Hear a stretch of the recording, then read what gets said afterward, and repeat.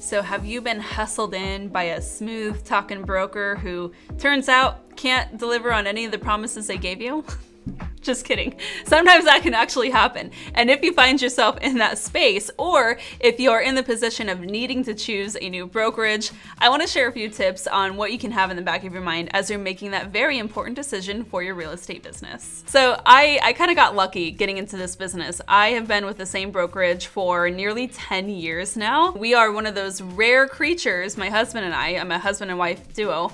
We are those rare creatures who have never had to switch a brokerage because I like to think we kind of just nailed it the first time and we never really found a good enough reason to move. That's about all you can ask for in real estate, in my opinion, because moving brokerages is so time consuming. It can be so costly on your finances, and it just is a hassle that can take you away from revenue producing activities. And so it is really important to kind of nail this decision. Let's start by just understanding what a brokerage is actually there for. Now, if you're a newer agent, I'm really talking to you right now. They are not your boss. They are not your employer. If anything, you are employing them in a way. As a real estate licensee, when you hang your license with a broker, really what they're doing for you is providing oversight and E&O insurance. And yes, you will have to pay for those things and the fees that you pay them. But at the end of the day, their brokerage is there to support you because if you are not producing as an agent, they are not getting paid. It's super important to understand that from the start. And so with that mindset, brokerages need to be able to offer a couple of different things to you depending on what your needs are in the moment. Now, you might be one of a couple of different agents. I want to start with the first scenario. If you are a real estate agent who is very self-sufficient, if you've been around the block for a while, you know your way around a deal, you don't need a ton of support, and you feel like your own systems are pretty much dialed in, then you might want to look for a brokerage that is going to offer really competitive commission splits, like a 100% split brokerage. So for example, I am prioritizing in my own decision making at this point a brokerage who offers really competitive commission splits, and we have been from the beginning because when we started in this business, we decided to be very self-sufficient. We wanted to do things our way, we wanted to brand ourselves the way we wanted to brand ourselves, and we wanted the freedom to invest in technology and different marketing materials on our own without needing direct oversight from like a team leader or a broker who just wanted things done their way. Instead, we just needed a broker where we could hang our license at, have a great sense of community, and have the freedom to build our business the way that we wanted to. That's how we found My Home Group. I am an agent with My Home Group Real Estate here in Scottsdale, Arizona. Been with them for a really long time. I've seen the brokerage change in a lot of different ways, and they're actually an Inc. 500 company for several years in a row. And the support is great, the community aspect is awesome, but really, what I love about My Home Group is they have given us a very competitive commission structure and allowed us the freedom and flexibility to design our individual business as licensees the way that we wanted. Now, you might be another kind of agent who's a newer agent who needs a lot of support. Having that structure, having that team environment, having people cheering you on every single day is super important to you. And if that sounds like you really want to find a brokerage that is going to offer a ton of resources and opportunities for community and support. You want to be looking to brokerages who offer mentorship programs or trainings that are going to be included in the cost of joining that brokerage, or for sometimes a slight upcharge or commission split. Now, I want you to remember that some brokerages just will not be able to provide the level of mentorship and support that you might want to expect from them.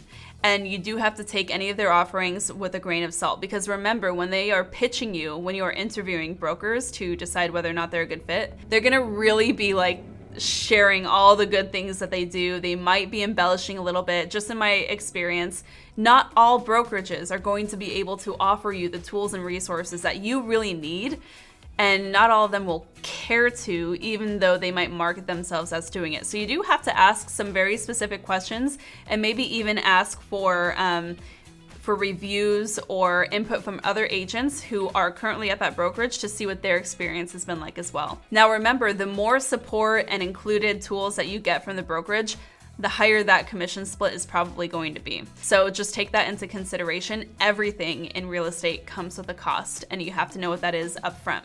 Now, finally, you might be a real estate agent who just wants to be on a team environment. Like, you do not want to go solo. You don't want to be alone in this business. It can be a very isolating business. Or you might really want a team environment to kind of give you some structure as you're in your first couple of years or making a pivot in a new market. And in that case, it might not be so important what brokerage you choose, but instead what team you join. Now, there are some huge teams here in my market, and a lot of times they kind of like skip around from brokerage to brokerage, but what always remains the same is the leadership in the team and the way that they are supporting their team members and helping provide them opportunities. So in that sense, it might not even make the most sense to look for brokerages. You might want to explore different teams by looking at high producing team leaders and seeing what their team structure is with agents underneath them.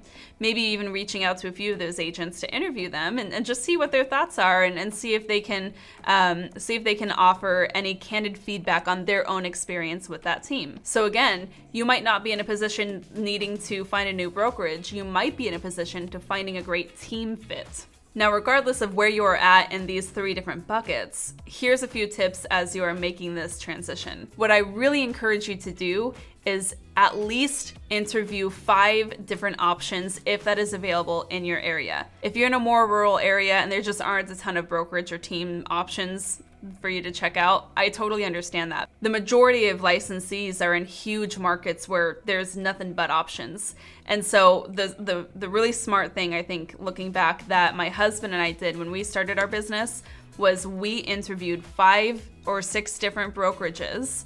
And then when we started narrowing it down to our current brokerage, we interviewed them 2 or 3 times. And we even asked for feedback for a couple of agents who were currently there to really make sure it was a good fit. We wanted to feel that cultural fit. We wanted to feel like they were going to be supportive of our goals and they listened to our dreams. And so you do want to make sure that you are giving yourself the time to go through a couple of different interviews. And I think minimum, you got to do a minimum of 5.